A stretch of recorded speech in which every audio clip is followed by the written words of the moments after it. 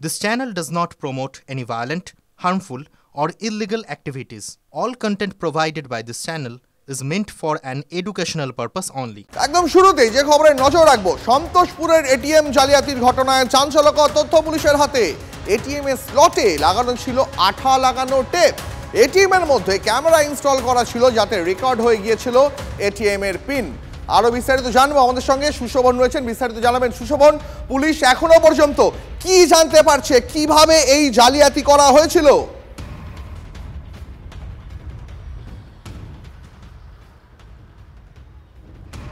দেখো, জালিয়াতি করার জন্য যে পদ্ধতি অবলম্বন করা হয়েছিল সেটি হলো যে একটি এটিএম এর যে কিয়স্ক বা যেখান থেকে টাকা তোলা যায় এবং টাকা তোলার জন্য এটিএম কার্ড আমি যেখানে মূলত ঢোকাই সেই জায়গায় ডবল টেপ গাম ব্যবহার করা হয়েছিল। স্বাভাবিকভাবেই ডবল টেপ গাম যদি সেখান থেকে ঢোকানো থাকে, আমি যদি এটিএম দিতে যাই তাহলে এটিএম সেখানে আটকে যাবে। স্বাভাবিকভাবেই যদি কোনো ব্যক্তির এটিএম আটকে যায় সে সঙ্গে সঙ্গে সাহায্য চাইবে। সেই এটিএম এর সামনেই একটি নাম্বার রাখা ছিল, মোবাইল নাম্বার, যেই নাম্বারটা হেল্পলাইন নাম্বার বলা ছিল, এবং সেখান থেকেই ফোন যায় এবং বলা হয় যে এটিএম লক হয়ে গেছে, অর্থাৎ এটিএম বেরোচ্ছে না বাইরে, টাকা তোলা যাচ্ছে না, কি করা যায়। সেই হেল্পলাইন নাম্বারে ফোন করতেই আসল কিন্তু প্রতারণা শুরু হয়। ফোন করার সঙ্গে সঙ্গেই কিন্তু তাকে ওটিপি জানতে চাওয়া হয় এবং বলা হয় যে আপনার যখন এটিএম লক হয়ে গেছে তাহলে সেই এটিএম এর মধ্যেই আপনি আপনার ওটিপিটা একবার লিখুন এবং লেখার পর কার্ড ওখানে ছেড়ে চলে যান। কেন এই কথাটা বলা হলো? এই কথাটা এই কারণেই বলা হলো যে এটিএমে একদিকে যেমন যারা দুষ্কৃতীরা তারা যেমন হেল্পলাইন নাম্বার রেখে দিয়েছে সেলুটেপ দিয়ে, অন্যদিকে আরেকটি ক্যামেরা, পিন হোল ক্যামেরা রেখে দিয়েছে যেখান থেকে দেখা যাচ্ছে যে এটিএমের কি নাম্বার, যে আমি যে নাম্বারটা দিই 4 অক্ষরের, সেটা কি দিয়ে দেওয়া হচ্ছে এবং সেটা কিন্তু অডিও সমেত হচ্ছে। অর্থাৎ কোনো ব্যক্তি যদি মুখে বলে বা দূর থেকে যদি সে মুখে না বলেও সে পুরোপুরিটা দেখা যাবে যে কোন কোন ডিজিটগুলো প্রেস করছে। এই জায়গাটাই কিন্তু তারা প্রথমে নজর আনে এবং তারপর কিন্তু সেখান থেকে টাকা তোলা হয়। অর্থাৎ একদিকে ডবল টেপ। সুশোভন, তার মানে একটা জিনিস কিন্তু পরিষ্কার সুশোভন, যে একজন সাধারণ গ্রাহক, আমার আপনার মতন সাধারণ মানুষ, তাদের পক্ষে এই রকম জালিয়াতি কিন্তু এটিএম এ গিয়ে বুঝতে পারাটা কার্যত অসম্ভব, এবং একই কথা বলছিলেন সাইবার বিশেষজ্ঞরাও। পরে খবরে আসি, দত্তপুকুরে কাঁটামুন্ডু কাণ্ডে চাঞ্চল্যকর তথ্য। মূলত দুটি কারণে খুন করা হয় হজরতকে, জেরায় স্বীকারোক্তি ধৃত জালিল ওয়েবদুলদের। হজরত জলিল ওয়েবদুলদের দল বরানগর, হাওড়া এবং হুগলি সহ বিভিন্ন জায়গার চুরি ছিনতাইয়ে কার্যত ত্রাস হয়ে উঠেছিল।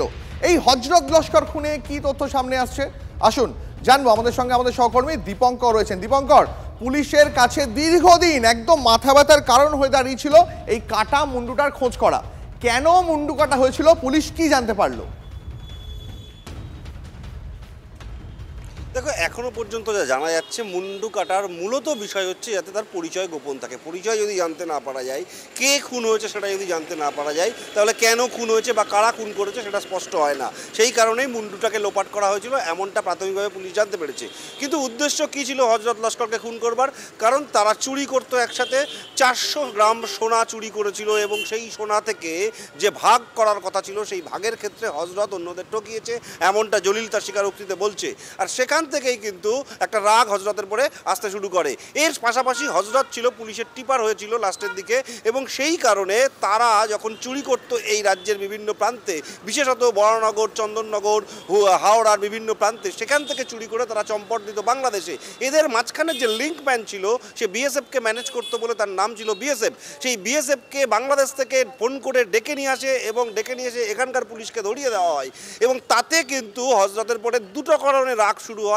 এক, সোনা যে চুরি করেছিল সেই চুরি সোনার যে ভাগ সেটা সঠিক করেনি, এবং দ্বিতীয়ত চুরি করবার পর যারা পালিয়ে যায় তাদের পালিয়ে যাওয়ার জন্য লিঙ্কম্যান, সেই লিঙ্কম্যানকে ধরিয়ে দিয়েছে।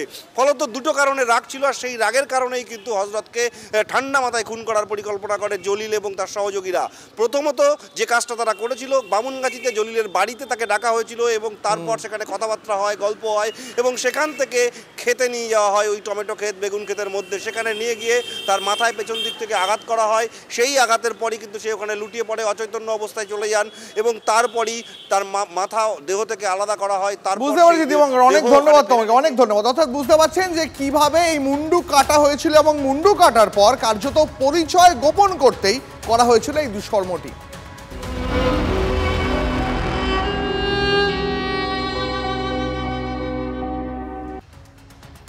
এবার একটু দমদমের দিকে নজর দেওয়া যাক। ফের নিশানায় বয়স্ক দম্পতি। বিডন স্ট্রিটের খবর দেখিয়েছিলাম আপনাদের।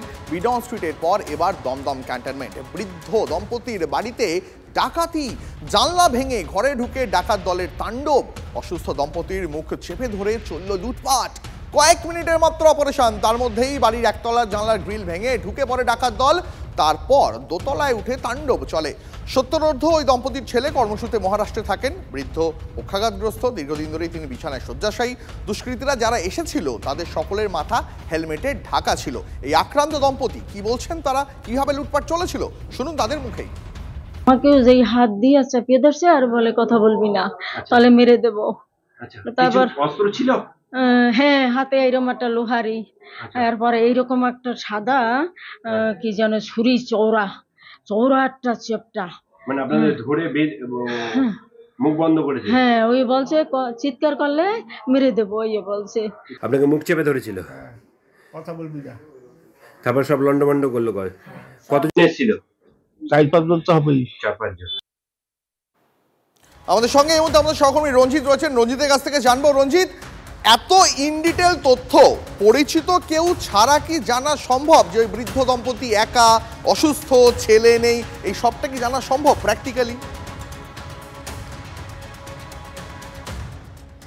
দেখো, শহর এবং শহরতলি উভয় ক্ষেত্রে দেখা যাচ্ছে যে বৃদ্ধ দম্পতিদের টার্গেট করা হচ্ছে। এবং সবচেয়ে গুরুত্বপূর্ণ বিষয় হচ্ছে তিনটি বিষয়।